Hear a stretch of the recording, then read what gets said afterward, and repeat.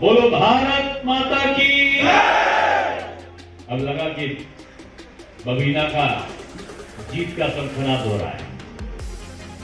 यहां पर उपस्थित भारतीय जनता पार्टी के सम्मानित जिला अध्यक्ष श्री मुकेश सिंह मिश्रा, जिला पंचायत अध्यक्ष श्री पवन गौतम, जिला सहकारी बैंक के सम्मानित अध्यक्ष श्री जयदेव पुरोहित जी, मेरे पुराने साथी वरिष्ठ भारतीय जनता पार्टी के नेता श्री मोहन सिंह यादव जी,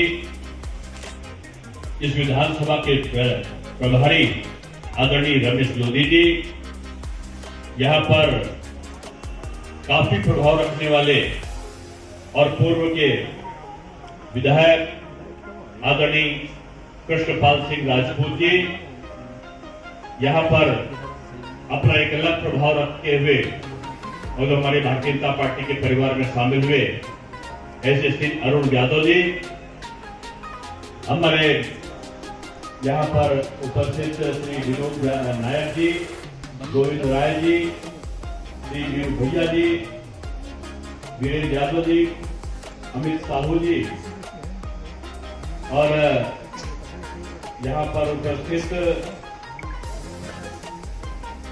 श्री वीरेंद्र प्रताप सिंह जी, बलविंदर सिंह जी, जगत सिंह जी, गोविंद रायकवाड़ जी, अमित साहू जी, और जिनको मैं बहुत पहले से युवा मोर्चा के कार्यकाल से जानता रहा हूं और अपनी योग्यता और समर्पण के लिए जो मशहूर थे, ऐसे मेरे पुराने सहयोगी श्री बाबूलाल तिवारी जी, श्री अनिल पहलवान जी, और जो मेरे कार्यकाल में युवा मोर्चा के अध्यक्ष थे ऐसे मेरे प्रिय श्री राजेंद्र गुप्ता जी, श्री ज्वाला प्रसाद मिश्रा जी, संत विलास सिंह जी, जो हमारे क्षेत्रीय मंत्री हैं, और सभी यहाँ पर उपस्थित इस क्षेत्र के सभी पदाधिकारीगण, कार्यकर्ता बंधुओं, और सबसे आखिर में मैंने क्यों लिया ना, इस क्षेत्र के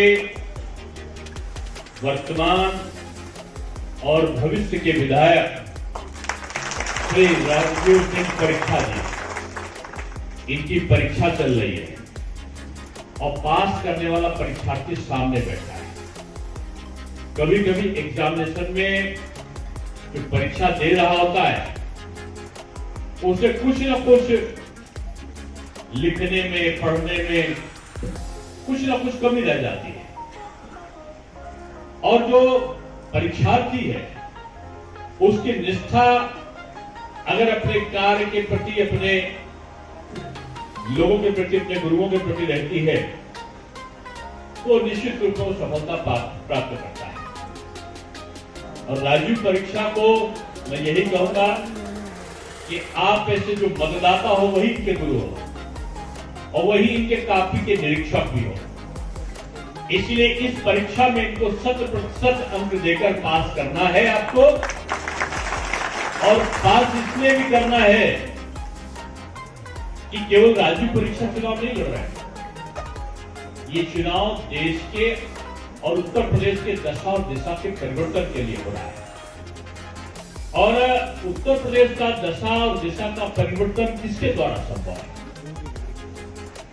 इस प्रश्न का उत्तर अगर आपको मिलेगा तो इस प्रश्न का उत्तर तो आपको निश्चित रूप में यही मिलेगा कि एक तरफ वो लोग हैं जो अपराध और अपराधी को प्रश्रय देने वाले लोग हैं, एक तरफ वो हैं जो जातिवाद को प्रश्रय देने वाले लोग हैं, एक तरफ वो लोग हैं जो समाज में जिनके समय सांप्रदायिक दंगे हुए, विकास की गतिविधियां नहीं रही, बुंदेलखंड हमारा प्यासा रहा, माफियाओं के लिए, बाहुबलियों के लिए जाना जाता रहा, जाति विशेष के लोगों को, संप्रदाय विशेष के लोगों को एक दूसरे से लड़ाओ, इसके लिए जाना जाता रहा।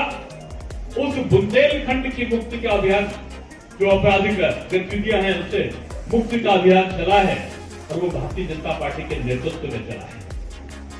आपने वरदान दिया, मैं जनता को कहूंगा ये साधु रूपी है, इस साधु रूपी जनता ने वरदान दिया भारतीय जनता पार्टी को। आप मत देते हो, क्या बड़े हैं, इनको मत इनके नाम पर जाएगा। लेकिन वो कमल के फूल पर वोट जाता है और वो सीधे वोट जो है वो योगी बाबा को मुख्यमंत्री बनाता है और वो वोट सीधे मोदी जी को प्रधानमंत्री पद पे और मजबूत करता है।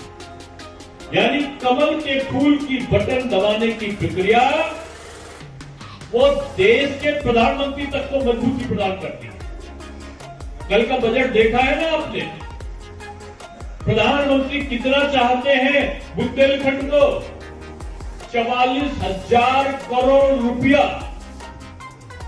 कल पास हुआ है बजट में। काहे के लिए पास हुआ? केन बेतवा जो परियोजना है उसको संचालित करने के लिए, नदी को जोड़ने के लिए। अब बुंदेलखंड के लोगों को ऐसा नहीं होगा। मैं विद्यार्थी जीवन में था और मुझे याद है कि बुंदेलखंड के तमाम लोग आते थे, पानी नहीं बरसता था तो गांव में हो जाता था कि इंद्र भगवान नाराज हो गए।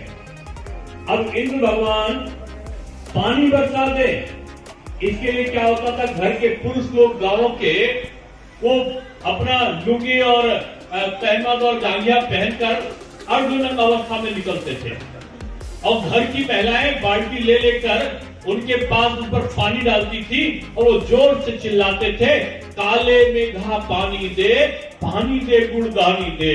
और उधर से भी महिलाएं चिल्लाती थी और पानी छोड़ती थी। इसका सगुन क्या होता था? इसका मतलब होता था कि इंद्र देवता प्रसन्न होंगे तो पानी बरसेगा।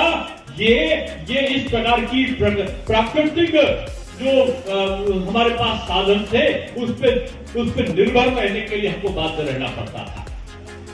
लेकिन हम ईश्वरीय शक्ति को तो प्रणाम करते हैं, लेकिन हमेशा ईश्वरीय जो शक्ति है उसकी अनुकंपा उन्हीं पर होती है जो अपने पौरुष के आधार पर भी जीवन जीना चाहते हैं। आप सिंचाई की व्यवस्था करोगे नहीं, बिजली की व्यवस्था करोगे नहीं, अपराध को रोकने का काम करोगे नहीं, सड़कों को बनाने का काम करोगे नहीं, जो भूमिहीन है उनके लिए मकान को बनाने का काम करोगे नहीं, और आप कहोगे भगवान हमसे नाराज हो गए। आप भगवान नाराज हो जाते हैं, जो कर्म नहीं करता उससे भगवान नाराज हो जाते हैं। लेकिन बुंदेलखंड की इस दशा को प्रधानमंत्री जी ने पढ़ा और वो जो अब मन की बात करते हैं ना, प्रारंभ में 2014 में ही प्रधानमंत्री बने तो उसके बाद मन की बात हो रही थी।